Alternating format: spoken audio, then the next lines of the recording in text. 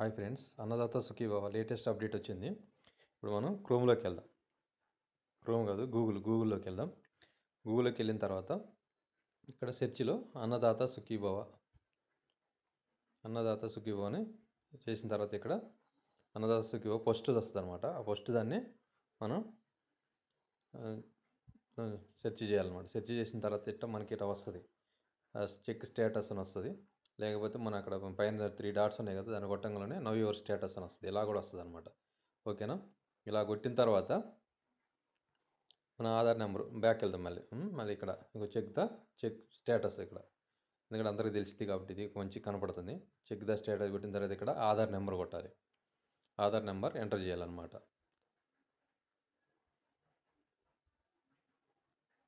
Aadhaar number enter చేసిన తర్వాత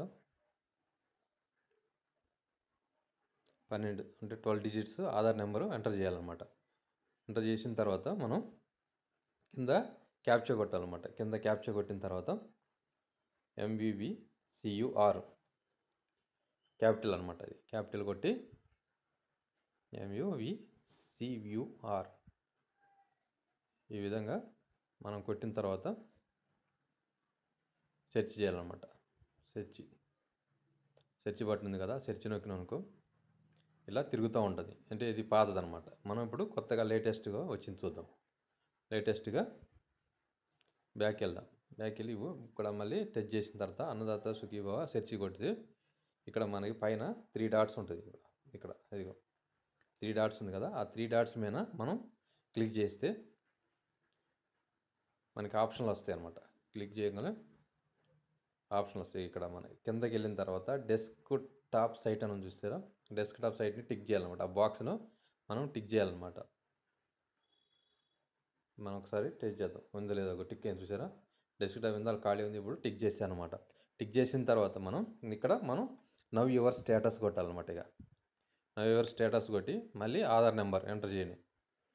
Aadhaar number enter చేయగానే ఆధార్ నెంబర్ ఎంటర్ చేసి 12 డిజిట్ ఆధార్ నెంబర్ ఎంటర్ చేసిన తర్వాత మనం ఇక్కడ క్యాప్చా కూడా కొట్టాలన్నమాట.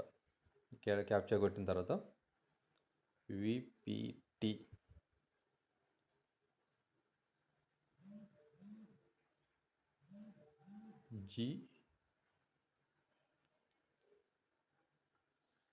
GBU